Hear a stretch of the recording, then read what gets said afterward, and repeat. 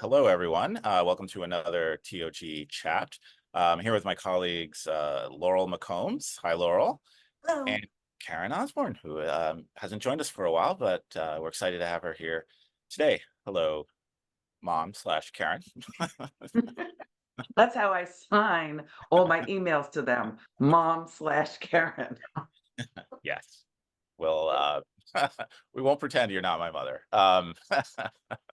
So, so we're excited to be here. And I thought today we would talk about a survey that we all saw from Gallup that highlighted the gap between how managers think they're doing and how their teams feel like they're doing. And it was an interesting survey, and I want to get your reactions to it. But I'm gonna just go through a couple of highlights quickly, just so everyone who hasn't had a chance to read, take a look at the survey, knows what it said. So 32% of managers said that they manage in ways that motivate outstanding performance, but only 22% of employees agreed with that. 59% of managers say they give feedback, so give good recognition for good work. Only 35% of employees believe that their managers give good recognition for good work. And then the last stat I'll cite is approachability, which 53% of managers say they're approachable, and only 45% of their teams agreed with them. So, some gaps, some pretty big ones, some smaller ones, but overall, real gaps. And I think I wonder a little bit if this was done specifically for the not-for-profit sector, and maybe even more specifically for fundraising, if it wouldn't be a little bit worse, just because, particularly around fundraisers. In the sense that, we tend to get promoted because we're good at raising money, not because of our management skills and not because of our management experience. So, yeah, so curious to hear what your initial reactions to the survey were. Well, Karen, you were the one who initially brought this article to our attention, so I'd love to kind of hear your thoughts before I jump in. So this was a Gallup poll. So they're so good at, I mean, they do a great job at surveying it. So it made me believe that this data was, but I also believed it because this has been a problem forever. Managers have always felt like they're doing a better job than the employees think. And I think one of the ones that Bob just cited, it bothered me a little. It was that the percentage of managers who thought that they motivated high performance. Well, even though there was a gap, the number was so low, so Either few way. of them thought that that was what they were doing, and even fewer, the Yeah, staff thought it. And only that's a only big part of our 22%. right? Like, oh my goodness. And that's such a big part of our job is to create a motivating environment for each of our folks. So that one really just sort of broke my heart. Absolutely. Yeah, I was embarrassingly, this made me think of my own management experience. And I was recalling, and I tell this story a lot when I talk to folks about managing, that one of the first folks that I ever managed, I was a remote manager. I lived in California. She lived in Philadelphia. We were really far away from each other. I'd see her in person about once a month. But I thought, what a great situation for her. Your boss is not ever in the office, and when she is, I think, here I'm fun, and I'm open to new ideas, and I'm supportive, and I'm trying to create this enthusiasm and excitement for the work we're doing. And in my head, I'm thinking, wow, what a great boss I am. What a great manager I am. And I remember going into the office, and she shared with me that she was really struggling. And I was just taken aback by, like, wait, but I'm cool. Like, I'm the cool manager. Like, why don't you love this, right? And fortunately, that year I actually got to participate in the American Express Leadership Nonprofit Leadership Institute, and went through all of this week long kind of self discovery of my leadership skills. And one of the things I walked away from that with, and it seems so obvious now afterward, was that I was managing her the way I wanted to be managed. I wasn't managing her the way she needed to be managed. And so in my head, I thought I was the best boss ever because I was giving her exactly what I wanted, not what she needed. And, I came back and I owned up to all of that, and we talked about what it was that she needed and the kind of support that she needed and wanted, and we turned things around. But it was such a but we never talk to folks about that, right? And it's the same thing with raising money. How often people come up with really great ideas or are really hesitant about certain strategies because they wouldn't like to be asked that way, or they don't want to be engaged in fundraising in that way. It's so hard for us to step outside of ourselves and think about what other people want. So that article brought back a lot of memories and self-discovery for me personally. That's Yeah. huge though, Laurel. That is so huge. I'm sorry, Bob. I just wanted to just Oh, go ahead. underscore, that's just like in fundraising. The key is you have to know the other person. You've got to ask those strategic questions. You got to know who they are so that you can flex your style, and they have to know who you are so they can manage up more efficiently, not just be unhappy, but know how to approach you. Yeah. So, Bob, I'm sorry. No, no. I was going to concur. I mean, I think we have those conversations, maybe on day one, and as like a box to check off, and then I don't know that we ever refer to them again. I don't know that we ever make a plan around them, or we do, but then again, we never speak of that plan again. And so, I think there's maybe an understanding that something like that is valuable, but there's maybe not the follow through as as our lives take over and the fire of the day takes over. And, we work in a demanding industry that, that you're as good as the money you raise. And that is going to be the number one metric. And, for better or worse, it's probably not going to be your management skills. And I think, unfortunately, it gets short shrift for that reason. And I think you and I, Laurel, hear a lot. I think particularly lately when we've been talking about DEI, but I think in general, like I want to support my people. I want to support my fundraisers, but nobody's ever trained me on how to do that. I've never received training. So I want to do these things. I'm behind them. I support them, but no one's ever taught me how to do the work. And I was thinking about this yesterday, preparing for this conversation, and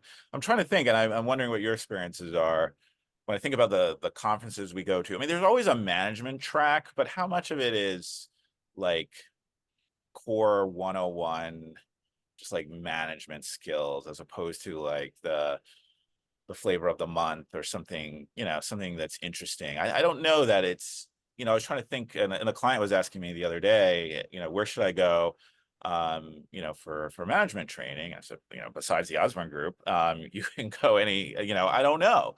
I'm sure it exists. I'm sure it's out there.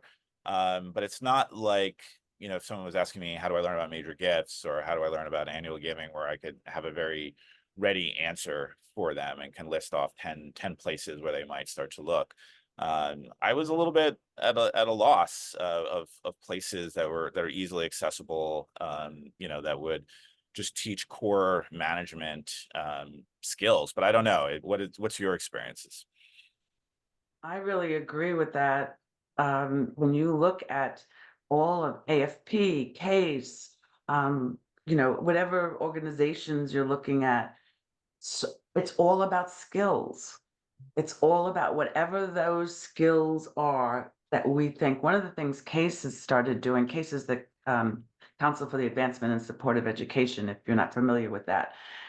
Those folks out there, I know you guys are, and they do have an academy, a case academy now that teaches management skills and leadership skills, but that's a rarity.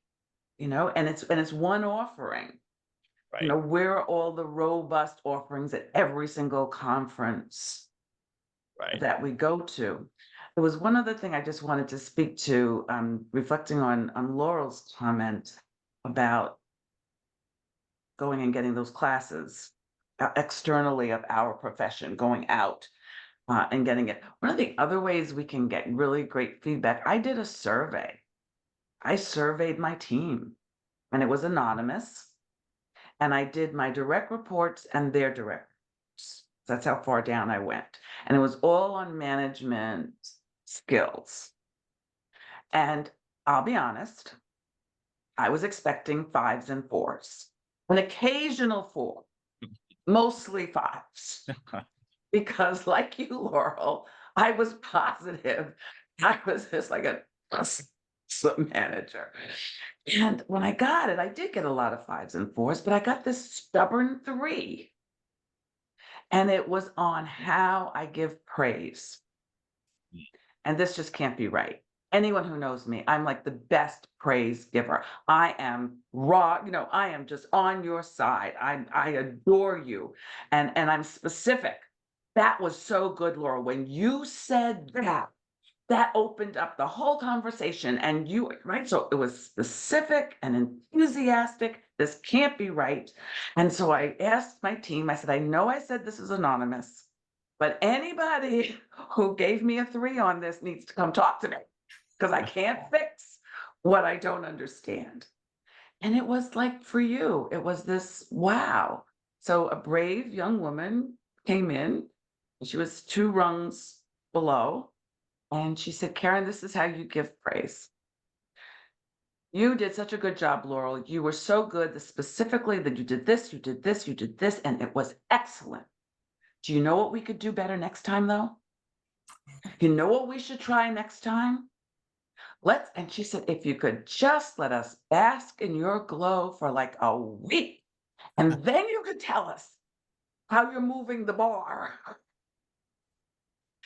But that was eye-opening for me.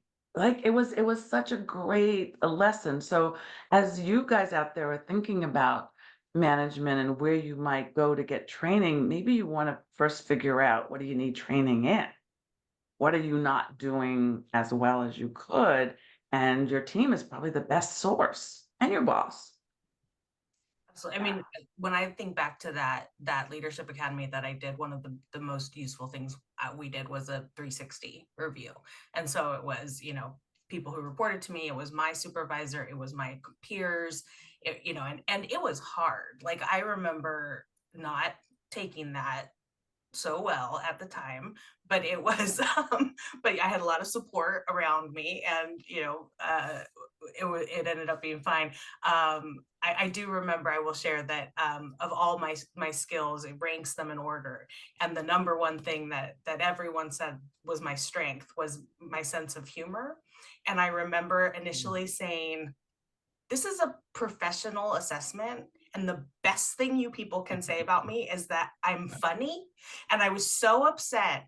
And then upon further reflection, I thought, you know what though, if sense of humor hadn't have been the first one, I'd have been like, what, I'm not entertaining enough for you? So, either way. But so all the survey results are good, but you've got to be ready to hear it and internalize it and kind of take something away from it. But yeah, I agree, Karen. I think being able to kind of pinpoint those things that are easy and hard, and for you, and easy and hard for everyone around you. But again, there's just so little support. I mean, we have a few clients. I talk to a few folks who do a 360 maybe once a year, but it's very rare. Managemently rare, I would say. Yeah, and kind of, I mean, and this is probably a whole other can of worms. I mean, just goes back to kind of lack of HR support in general in the nonprofit sector.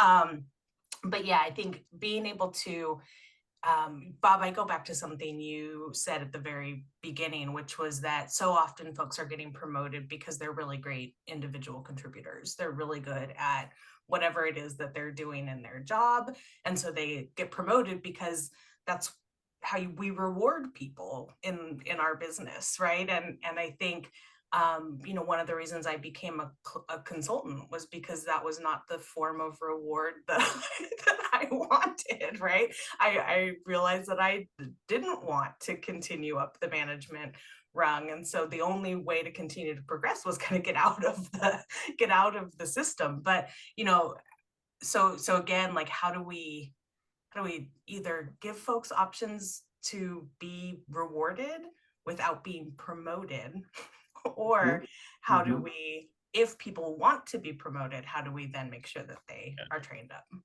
Well, I do think people want to be promoted most of the time, not always, or at least up to a point. But again, I don't know that we provide the training. I remember even making, because as we know, the demand for skill development professionals far exceeds the supply.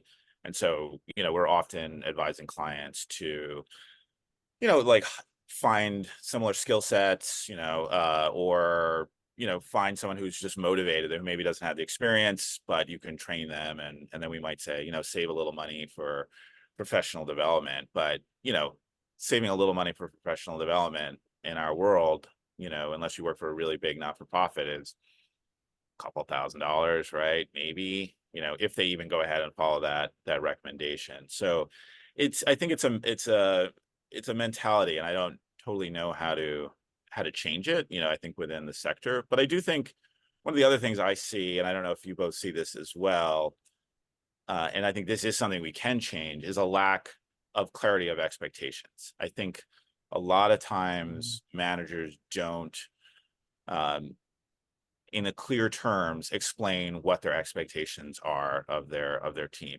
often to the point of not even providing them with goals. I don't mean just monetary goals, but goals Mhm. of whatever kind and KPIs. And so there's this disconnect between what doing a good job is from my perspective as an employee versus the expectation of our team leaders and our managers, and so I think that causes a few problems. Like, one, there's a disconnect between those two things, and then two, Mhm. because there's a difference in expectations, we don't always get what we need. And need can be a bunch of different things. It can be resources, it could be training, it could be support, but we don't get what we need to be successful, right? And then we see lots of problems. I mean, how much time do you and I, Laurel, spend coaching people about, like, you got to be clear with your supervisor, like what you need to be successful. I'm like, right now you are set Mhm. up to crash and burn, and there's no scenario because of the way things are set up that this is going to be successful. And you need to communicate that. And so I'm always struck by how little we talk about that in an explicit sort of way, and then look at it on a quarterly basis, and do those evaluations. I think we get our evaluations, it's, I say you're this, you say you're that, and that's kind of it, or And I it's win. right. Exactly. Well, Exactly. So, I think, it's when I think of all of the hundreds of tools that Karen and Bob and I and have created over the years, and the hundreds of tools available from the Osborne group. I think the one tool that I probably send out and email as follow-up more often than any is our Spending Time Wisely worksheet. It is Mm. it is no matter what I am talking to folks about. And so for those of you who don't know, Spending Time Wisely, it's a very simple grid that can, I think, be life-changing, that basically just kind Mhm. of organizes, and thank you, Karen, for the creating this incredible tool. It's just, your main buckets of work, and then the percentage of time that you and your supervisor agree is the ideal kind of percentage of time versus what percentage of time you're actually doing that. And then being able to come back monthly, quarterly, and review, like, hey, you said you'd like me to be out visiting donors 30% of my time. I'm only out 10% because I got pulled into these 5 different things. And it just feels like no matter what I got on a call to talk to someone about, that's what we end up, that ends up being such a root cause of so many issues. And I feel I'm sending that thing out constantly, because it's to your point, Bob, we don't talk about it. We don't talk about like, here's what we're doing and here's what the priorities are and here's how you should be spending your time against those priorities. So if anybody out there would like a copy of that, please email us and we'll Yeah, send that yeah. to you. Two comments I want to make to that. So both those examples that you guys just gave are all also about managing up. Yeah. Right? So the manager didn't set realistic expectations, but now how the tool can be used is I can put that in the manager's face in a good and positive, non-career limiting way. Like, hey, but look, what are we going to do? Managing up is so important. And so there are two other tools that we have that I think sort of should go with those. And those are our managing up questions. I thought that's what How Laura do was you going to say, manage up actually. strategic questions and so that you can really ask it in a way that's going to be received correctly by your boss? And then for those managers managing down, we have management down questions, the questions that you can ask about performance and all of that. But if your boss, like Bob said, if your boss hasn't given you clear expectations and you don't even know what success looks like, then both these tools could be just very powerful conversation, a safe and productive conversation that you could have. Yeah. And going back to KPIs, like Bob mentioned, Bob always says, I love when Bob says that, development is a infinitely quantifiable business, right? And we're such metrics nerds, and there's a million ways to measure both kind of process, quality, outcomes. Are we achieving what we want to achieve, and why are we and why aren't we, right? Like, there's so many different ways that we can measure that. But again, like our time and our priorities, we don't always just sit down and talk about, like, what are those key metrics that are going to indicate progress, that are going to indicate success, and tell us along the way, not wait until my 6-month review or my annual review to know whether or not I'm getting there. So, again, I think there's so many things, so many tools and resources, and we really do invite you all to reach out if this is an area that you could use a little advice or support or resources. We've got some tools. We don't have all the answers, but we definitely have some tools. And I guess I would pose another question. And so one of the things that this whole topic kind of raised for me is, I know we're seeing a lot of organizations that are flattening out, that are kind of eliminating some of their middle manager positions, and mostly in kind of in the pursuit of equity. I think a lot of organizations are kind of pursuing a more flat structure to create more equity across positions, to create less of a hierarchy. So it does just kind of, I guess it begs the question of, what is the role of a manager really? Like, what is it that we, for those organizations that are flattening out, where you now have a whole lot of people reporting potentially to one person, and and for those organizations that continue to want to have kind of a more hierarchical structure, I think there's pros and cons either way. It's a different discussion. But I'm just curious your thoughts on kind of what this discussion about managers, kind of the implications that has on this idea of kind of hierarchy and flattening out structures. Well, I worked the last job I worked at prior to becoming a consultant was at an organization that was quite flat for a while, and then kind of moved back into a slightly more hierarchical structure. And I think that worked for a couple of reasons. So one, there was someone who was the boss at the end of the day. And so while he tried to achieve consensus with his directors, and the directors tried to achieve consensus with their teams, at the end of the day, I was a director of development, and if we could not come to consensus, then I made the decision.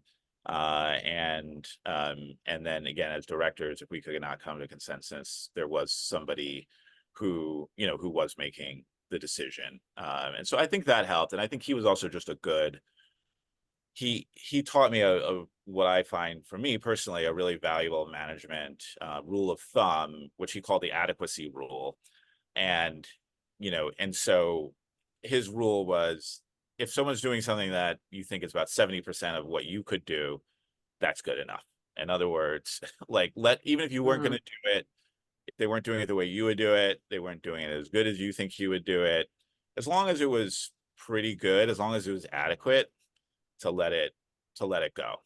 And I found that to be super valuable for me, for my team. It just lets people really do their thing and have their area without having to have long conversations about things, and having, and only having those conversations when it's really necessary. So I don't know. I mean, it's one example, of an organization where it worked well, but I think it was, I think there was real clarity of mission in that organization. I think there was real clarity of values in that organization. And then I think we had a skilled executive director who was very willing to let people, each person in their area, all the way down throughout the organization, really do their thing, and without a lot of interference, unless there was a good reason to step in and have that conversation. Mhm. Yeah. Two things hit me about that.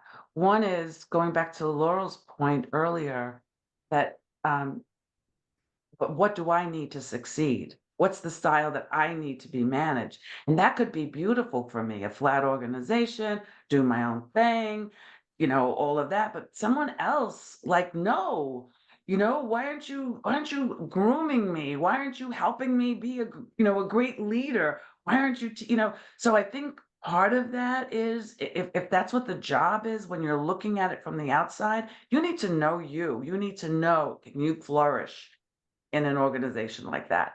And if I'm the person with these 15 people reporting to me because, we're flat, then I have to know, how am I helping them grow? How am I helping them? You can lead from any seat, but not if I don't have leadership skills, not if I don't know, no one taught me how to be a strategic thinker, if nobody taught me emotional intelligence, if I just had to come with all of that.